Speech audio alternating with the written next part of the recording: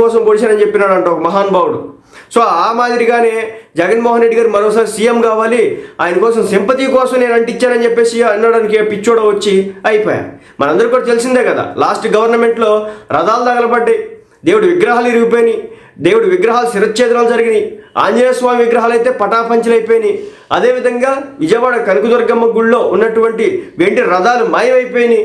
అదేమంటే పిచ్చోడో ఎర్రోడో సన్నాసో ఎవడో ఎత్తుకుపోయాడని చెప్పేసి చెప్పేది.